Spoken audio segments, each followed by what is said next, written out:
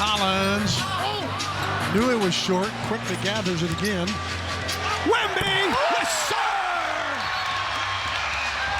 So, just so we're clear, we're going to be seeing a lot more of this in the upcoming season, because after a rookie season in which Victor Wembanyama put up generational numbers for any player, the Spurs have made it a point to go out and get this man some help. That help coming in the form of one of the greatest floor generals in the history of the league, and a pretty decent scorer to help take at least some attention away from him. While these moves aren't necessarily going to put San Antonio in a winning position in the upcoming year, it's clear that their plan is to lay groundwork for the foreseeable future, and if everything goes to plan, well. Oh, whoa! Wemby swallowed it. He consumed it. Oh, my goodness! What was that? What did we just watch?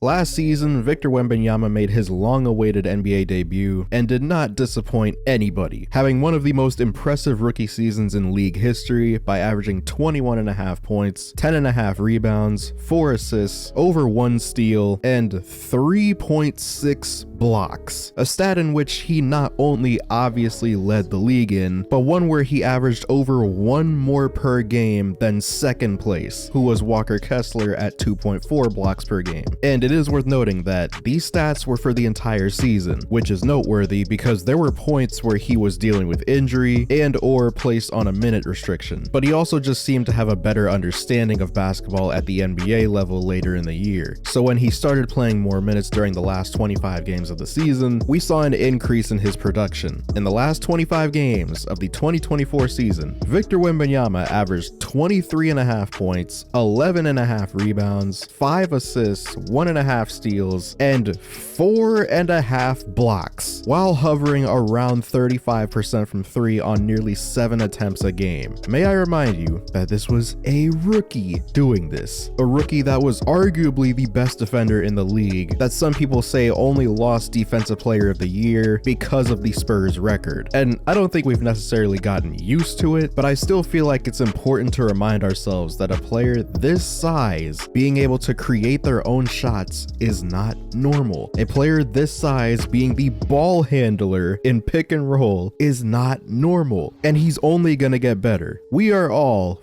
but as great as he was last season, he still had glaring weaknesses in his game, mainly his turnovers. While he was able to create his own shot, as I just mentioned, there were possessions last year where he was simply handling the ball too much. And part of this was just the personnel that the Spurs would have around him at any given point, especially early in the season, when Point Sohan was still a thing. But he would have a tendency to try to attack downhill, which commanded extra defensive attention, where it became clear that he isn't able to make those split-second reads yet, and he would end up either throwing a bad pass or dribbling into help defense and losing the ball. And these were how the majority of his turnovers happened last season. And while it's likely that he's gonna improve on this, the Spurs decided that it would be best to go out and get a player that is generational at this. Enter Chris Paul. Now, I feel like a lot of fans are clear on the fact that he is not gonna be there when the Spurs legitimately start competing, but he's gonna be a great mentor for the other passing guards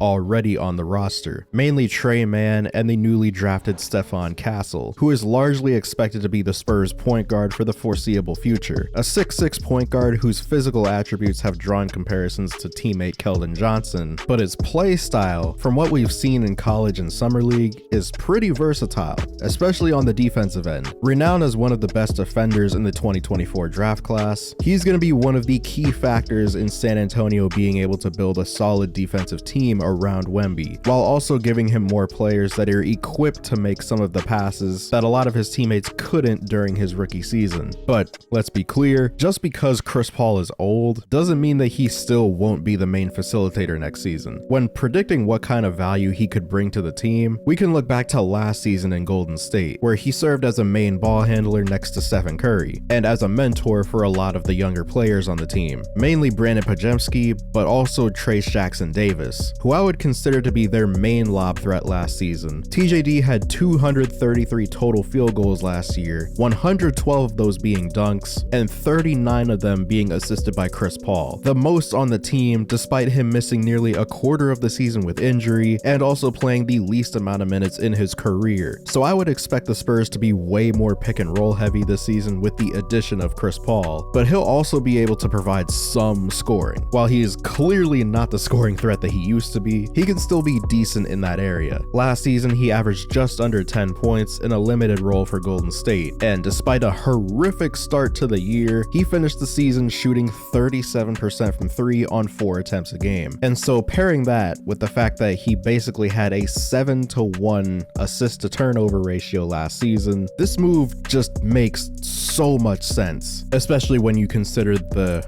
forgive me for saying it, the leadership that he's about to provide as well. I'm really interested to see how he gets along with Popovich, which I don't think that should really be an issue. One of the highest IQ players in NBA history, paired with one of the greatest coaches in NBA history. But in terms of veteran leadership, they also got another player this offseason with that in mind. That player being Harrison Barnes, who, believe it or not, is going into his 13th season. And I feel like this is actually going to be an acquisition that is going to be better than people may be thinking, just because we are so interested in the Chris Paul and Wemby pairing. In his later seasons in Sacramento, his numbers and production definitely took a dip, but it's important to remember that it was mainly because of the Kings already having 3 main ball handlers ahead of him on the team, in De'Aaron Fox, Domantas Sabonis, and Malik Monk. And as a result, he'd been relegated to a spot-up shooter role in the last couple seasons, which he's been great at, shooting 38.5% from 3 on almost 5 attempts a game in the last 3 seasons. But being on the Spurs, I'd imagine that he's likely going to have his biggest offensive role since his time with the Dallas Mavericks when he was the first option. He's obviously not gonna be a first option this season, but a second or third option is what I'd imagine he's gonna be for most of the season. Chris Paul, Devin Vassell, and Wemby are gonna be the main options on this team, and given CP3's age, I can see Harrison having more responsibility, especially when it's time for Chris Paul's annual injury. But also, it's important to remember that he's still capable of having great scoring nights, as we saw last season when he scored 39 points against the Golden State Warriors, or had a 27-point first half in the Kings season opener. So that's also something to look forward to. But while they did pick up new guys, it's important to remember the dudes that are already on the team. Devin Vassell, who I mentioned earlier, is going to be a factor for them this year, especially considering the fact that his max contract is now in effect starting the season. Coming off a year where he averaged just under 20 points per game and shot 37% from 3, he's going to be one of those players expected to put more pressure on the defense other than just Wemby and the new vets. So that's also something to keep in mind. Keldon Johnson took a step back last year as his role changed, but I feel like the biggest question for him is whether he regains the shooting he had just 2 seasons ago when he shot 40% from 3 on 5.5 attempts. I feel like that's gonna be huge for them if he is able to do it, but at this point, he really hasn't shown any reason to make anybody believe that it was anything more than an outlier year. But of course, things can always change. We will see. I say this because shooting and defense are going to be the biggest factors for this team that was 27th in the league in 3-point percentage last season and 21st in defensive rating. But it's important to remember when you say that, the Spurs had a borderline top 5 defensive rating in the minutes that Wemby was playing. And so building a defensive-minded team around him becomes an even bigger priority. But again, going back to the shooting, that might be an even bigger factor for them in the upcoming seasons. Because when you think about the amount of attention that Wemby is about to be drawing in the paint, people are gonna be open on the perimeter with all that attention focused on him down low. And so when you have players that are consistently able to punish these teams that are collapsing onto him, that is going to be massive. And that's something that any great team throughout history with a big player like this, whether it be Tim Duncan or Shaq, Dwight Howard or Jokic or Embiid, they all have a lot of shooting around them because of the amount of space that they create on the perimeter. And so that is going to be huge. And I think that they are definitely on the right track. And as I said before, the Spurs team is clearly not competing for anything for at least the next couple years. But I don't think it's out of the realm of possibility that we see them making a playoff appearance this upcoming year, which would only be positive for this young team that is likely going to be contending in a few seasons. So while their expectations going into next season are somewhat low, this team is going to be a huge issue for the entire league for years to come, because as soon as this dude starts hitting his peak, that's it. It's over. But we still have some time before that happens. I hope you guys enjoyed this video. Subscribe if you're new, hit the bell to be notified when I upload, comment down below what you want to see next, and as always, I'll see you guys in the next one.